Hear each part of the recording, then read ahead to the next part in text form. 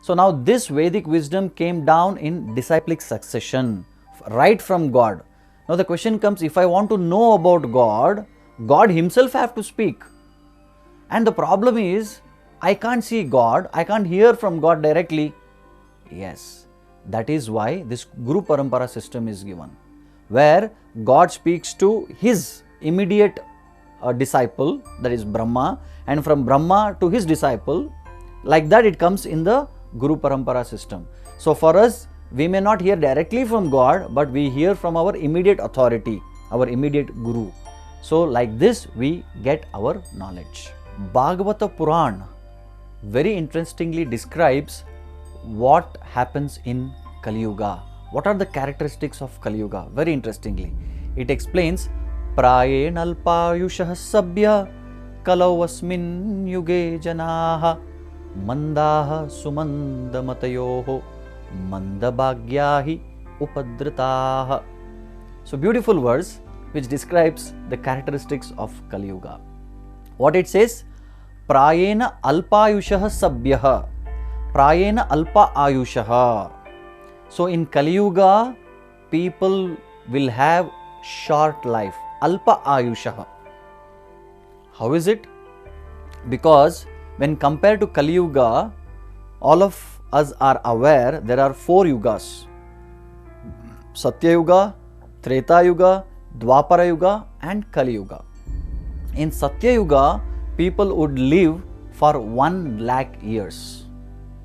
That is why we hear like Hiranyakashipu, he performed tapasya for 10,000 years, meaning he had 1 lakh years in his hand. So in Treta Yuga, people would live for 10,000 years. And in Dwapara Yuga, people would live for 1,000 years. And in Kali Yuga, it is 100 years. But nowadays it has become much lesser, hardly 60 to 70 years. So the point is, as the time passes by, everything in this world becomes decayed, decomposed or becomes weaker. I tell generally a funny story. In Satya Yuga, people were completely devoted to God. So they would say, whatever I have, it belongs to God. And whatever they had, actually they literally gave to God. And as the time passed by, the consciousness, the inspiration also becomes weaker and weaker. So in Treta Yuga, people would say, everything I have actually belongs to God, but I can't give full. So what will I do? So they started drawing one line, and they would put the money on the top. And whatever falls on the right side, it is for God, and whatever falls on the left side, it is for me. And next, Dwapara Yuga, what people started doing? They started writing a small circle, and they would throw the money up in the air, and whatever falls inside the circle is for God, and remaining is for me. And what does people in Kali Yuga do? In Kali Yuga also, people take the money and throw up in the air, and they say, whatever God can catch, it is for God, and whatever falls down, it is for me. Actually, it is a funny story. It is not in real, but actually gives a very interesting message from this. So let us come back to our shloka from Bhagavata Purana, which says the characteristic of the Kali Yuga. Prayena alpa ayushah sabhyah. Prayena alpa ayushah. In Kali Yuga, people live short life. Alpa ayushah sabhyah kalavasmin yuge janaha. In the Kali Yuga jana, the people in Kali Yuga, they live short life. And what will be their mood? Mandaha sumandamatayoho mandabhagyahi upadritaha. They are mandaha, lazy.